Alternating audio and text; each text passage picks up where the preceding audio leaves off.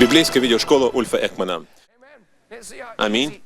Видишь, как легко эго встает на пути у тебя, и эго извращает самые прекрасные откровения. Самая прекрасная заповедь может быть извращена через эго.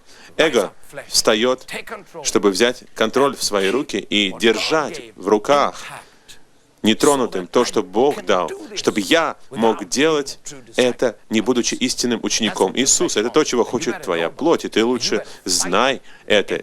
И всем, что у тебя есть, воюй с этим. Ты следишь за мной? Луки 14. Откроем сейчас. 26 стих. «Если кто приходит ко мне и не возненавидит отца своего, и матери, и жены, и детей, и братьев, и сестер, и притом и самой жизни своей, тот не может быть моим учеником». 27 стих. «И кто не несет креста своего и идет за мною, не может быть моим учеником». Это два очень сильных стиха. Мы говорим о тихих годах Иисуса до 30 лет. Но это тихие стихи Иисуса. Это те стихи, которые, когда читаешь, люди смолкают, они проникают в твое сердце. На самом деле нужно кричать «Аллилуйя», но многие люди очень тихо проходят мимо этих стихов и спешат к следующим стихам. Но это должно прийти. Это должно войти в твой дух и в мой дух. Аминь. Иисус на самом деле говорит, ты не можешь быть учеником. Какая разница, как ты называешь себя? Баптистом, пятидесятником, харизматом? Ты не можешь быть моим учеником. Мне не важно, как ты себя называешь, архиепископом, диаконом, деканом, падре. Без разницы, как ты себя зовешь, ты не можешь быть моим учеником. Ты не можешь. Он говорит, ты не можешь. И если он говорит, ты не можешь, то он имеет в виду, ты не можешь. Ты не можешь быть моим учеником, если ты не отречешься от себя. И мы истолковываем этот стих очень часто религиозно, начинаем плакать. Мы не понимаем, что самая великая свобода, самое большое откровение и самая дивная сила содержится в этом стихе. И этот стих освобождает меня. Когда люди говорят обо мне, а я не отвечаю им, я освободился. Когда люди предпочитают других мне, а меня ругают, я освободился. Когда люди, которых я считал друзьями, оставили меня я один, это освобождает меня. Когда я думал, что все будет так, как я предполагал, и ничего не получилось так, как я предполагал, все получится. Это освобождает меня. Но я видел это в моей собственной жизни, и, вероятно, ты в своей жизни замечал. В жизни каждого это есть. Когда все не по-нашему идет, мы становимся кислыми, злыми, мы начинаем всех вокруг обвинять, мы злимся, нервничаем, мы начинаем переполняться жалостью, жалеем себя, мы топаем ногой, говорим, я уйду отсюда, делаем самые разные вещи, контролировать начинаем, просим, чтобы пришли соседи, начинаем сплетничать, делаем все, что сделал бы дьявол в этих обстоятельствах. Мы на самом деле почти что получаем удовольствие. Я верю, что каждый клеветник наслаждается природой сатаны. Иначе они не перестали бы немедленно делать то, что они делают. Я верю, что мы понятия не имеем. Можно назвать себя каким угодно харизматом, но мы не имеем понятия о природе Христа. Вот просто маленький вопрос. Ты здесь сегодня утром? В ситуации, когда я. Каждый день я это слышу. И ты должен жить с этим. Это то, для чего мы здесь, чтобы помогать людям, не чтобы бить их, но чтобы помогать им. Но не можем помочь людям, мы не можем им помочь на их уровне, на их территории. Я не могу помочь тебе, если с тобой, внутри тебя что-то не произойдет, и ты откроешься для помощи. Аминь. Аминь. И если что-то не произойдет, то я не смогу помочь тебе. Если эта самоправедность не сломается в твоей жизни, то помощь к нам не придет, она не дойдет до нас. Почему так трагично, когда христиане молчаливые, уставшие, просто ходят, потому что ты просто чувствуешь, что эго нетронутое большая вывеска: «Не трогай меня, не помогай мне, я не хочу идти на небо». По какой-то причине я ввязался во все это христианское занятие, но на самом деле на небо я не хочу. Живешь всю свою жизнь по плоти, и последний год твоей жизни у тебя ужасный, потому что последний год твоей жизни — это год, когда ты готовишься к небесам.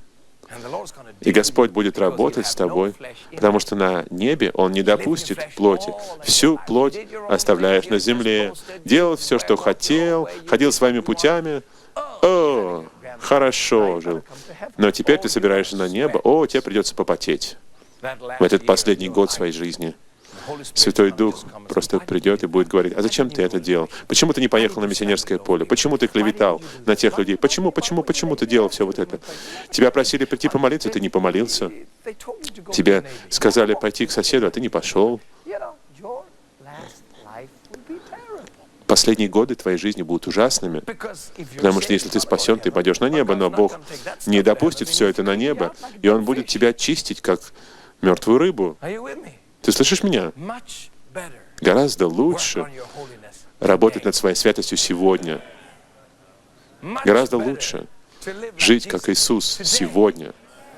Аминь. Иисус говорит: хотите за мной идти, хотите стать моими учениками, отвергните себя. Вы иначе не сможете быть моими учениками. Потом Он объясняет, что это значит. И давайте вернемся сейчас. Это 3-я программа. Я начал вообще программы эти с Филиппийцам 2 главы. Все это поможет вам.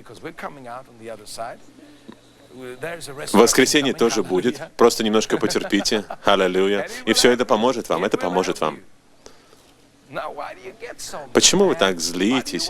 Почему вы хотите убежать? Почему вы начинаете так нервничать? Почему вы сидите так? Что это такое? Это демоническая природа. Это сатана, который пытается проявить себя в вашей жизни. Я не говорю, что вы одержимы. Я говорю просто так о вашей плотской природе. Но плотская природа начинается с сатаны. Вот о чем я говорю. Итак, сатана пытается погубить вашу жизнь. Ты можешь на меня разозлиться, и мне на самом деле все равно. Ты должен быть мертв для таких вещей. Но я не говорю, что ты злишься, я знаю, что ты не злишься, я просто как пример говорю. Но ты можешь так разозлиться, ты можешь так разозлиться на кого-то, ты можешь быть прав, они не правы, и ты можешь стать таким. И все это время это дьявол кушает тебя на обед. И ты не знаешь, что ты просто открылся для сатаны и сказал: «Сатана, приходи и кушай меня». Если бы ты знал, ты никогда бы не позволял себе открываться ни для какой клеветы, лени, подозрительности, сплетен за спиной у кого-то, самопревознесения, самоправедности, жалости к себе. Ты бы убил эти вещи в своей жизни. Потому что если ты не убьешь, эти вещи убьют тебя. А ты не хочешь, чтобы тебя убили таким образом. Аминь. Есть лучший способ быть убитым через Иисуса. Этот путь. Аминь. Посмотрим здесь на Иисуса. Посмотрим на Иисуса, закончим на этом. Иисус чудесный. Он чудесный. 3 стих, Филиппийцам 2:3. «Ничего не делайте по любопрению или по тщеславию». Ничего не делайте из-за честолюбия или из-за тщеславия, но по смиренному мудрию почитайте один другого высшим себя. Если есть всего одна книга, а нас двое, тебе книга нужна, бери. Нет, она мне нужна. Нет, тебе она нужна, бери. Давай давать дорогу другим людям. Знаешь, как дьявол обманывает нас? У нас есть правильная доктрина, у нас правильное помазание, у нас правильный метод, у нас правильная церковь, у нас правильное служение, бла-бла-бла. И из-за того, что мы в кавычках правильные, мы имеем право делать, что хотим. Я видел целые деноминации, так называемые наполненные духом, полностью заполненные манипуляцией и контролем, потому что они хотели защищать так называемую истину в кавычках. И они опустились до плотских методов для распространения истины. И все это превратилось просто в церковную политику, И они делают это все во имя Христа. Мир точно так же себя ведет, но, по крайней мере, имени Христа при этом не употребляет. Ты понимаешь, о чем я говорю? Вот почему мы должны следить, беречься. Нет никакой гарантии от того, что ты в правильной церкви, так называемой, слушаешь так называемых правильных служителей, имеешь так называемое правильное помазание, двигаешься в так называемом правильном движении или что угодно еще, правильное откровение, правильную истину. Нет никакой гарантии, что ты все равно при этом не ходишь по плоти.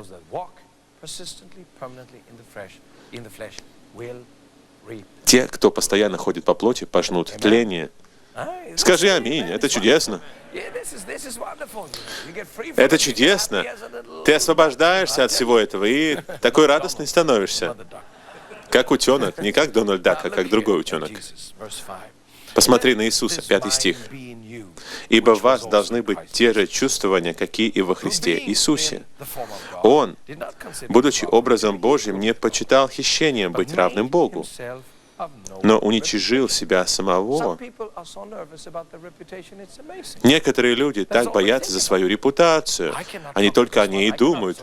«О, с этим человеком я не могу говорить, с этим общаться нельзя, репутация пострадает, я помазанный, у меня служение, если я с этим человеком поговорю, может быть, люди меня неправильно поймут, бла-бла-бла-бла-бла». Все, о чем люди говорят, это их репутация.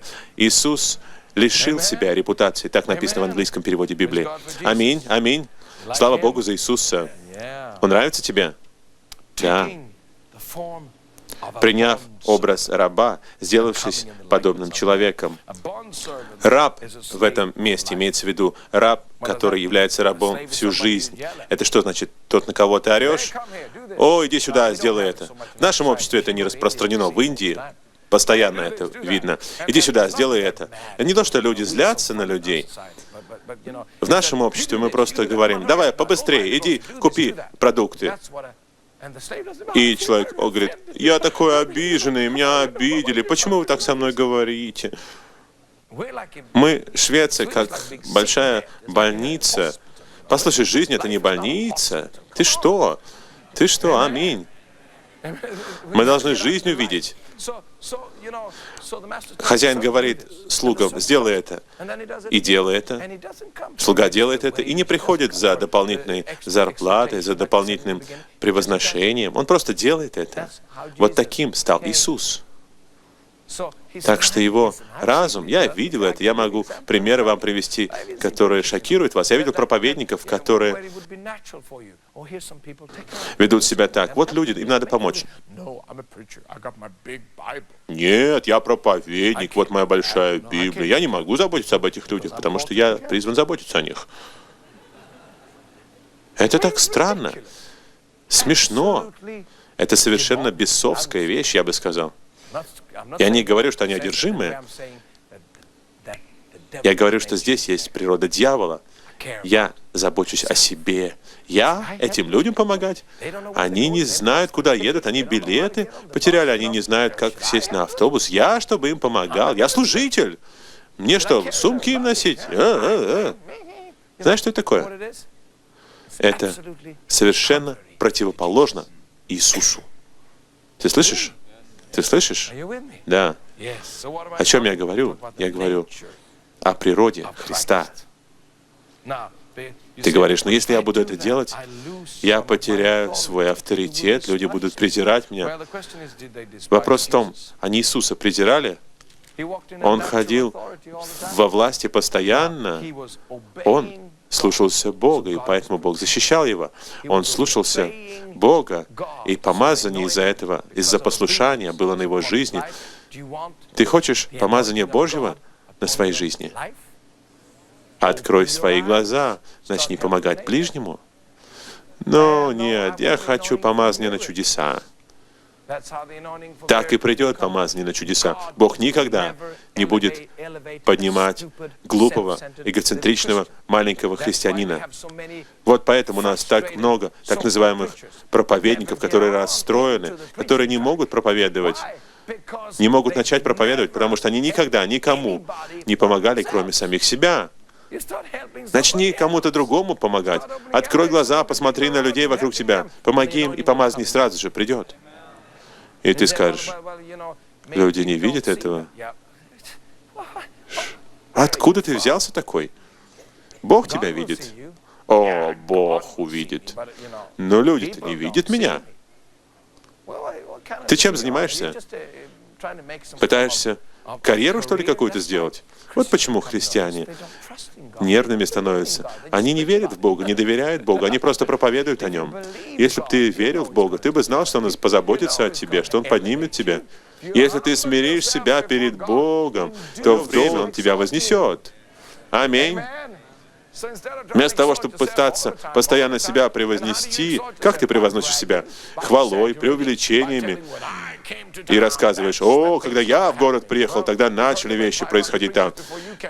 Там 500 проповедников до тебя было. Нет, вот когда я приехал, там все начало происходить по-настоящему. Это так смешно, ты не можешь поверить, как это смешно. Представь себе, это транслируется на всю Европу. И я рад этому, потому что Европе нужно очищение в этой сфере. Я серьезен насчет этого.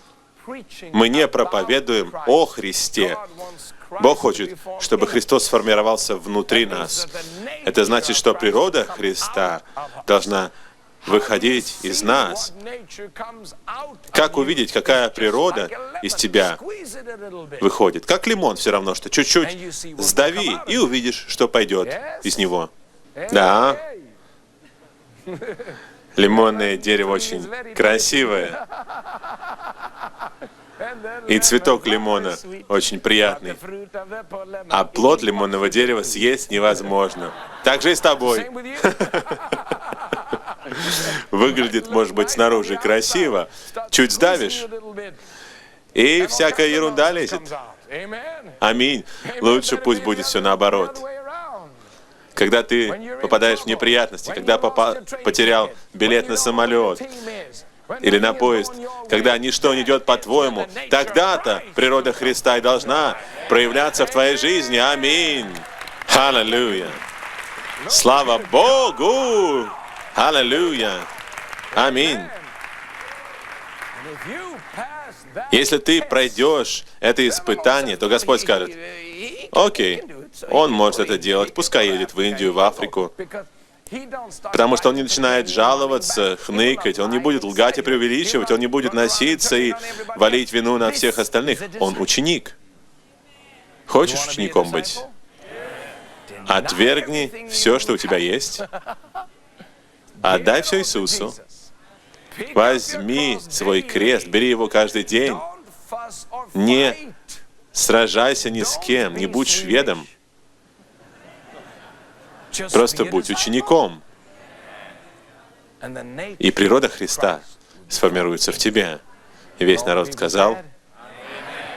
И это также относится к вам. Я не знаю, в какой вы ситуации, я не знаю, что происходит в вашей жизни сейчас, но знаете, на самом деле все это не важно. Дело не в том, что с вами произошло. Дело в вашей реакции на то, что с вами произошло. И мне все равно, что с вами произошло. Вы знаете, жизнь полна несправедливости. У всех у нас есть переживания, приносящие травмы. Некоторые люди из-за этого приходят ко Христу, а некоторые уходят в мир. Если вы будете держаться Иисуса и позволите Святому Духу показать вам, где вам нужно измениться, то вы никогда не будете пораженцем в жизни. Иисус сделал вас победителем. Вы дитя Божье. Вы стали причастником природы Божьей. Вы имеете наследство, которое чудесно.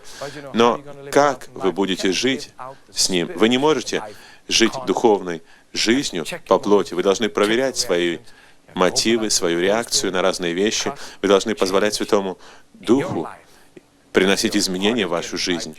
Когда сердце ваше становится правильным, когда ваши мотивы становятся правильными, когда ваши взгляды на жизнь становятся правильными, тогда Христос будет формироваться в вас. Вам не нужно быть идеальным, но вы будете побеждать каждый день. Поэтому сегодня еще один день в победе. Пусть Бог благословит вас. Аминь. Аминь.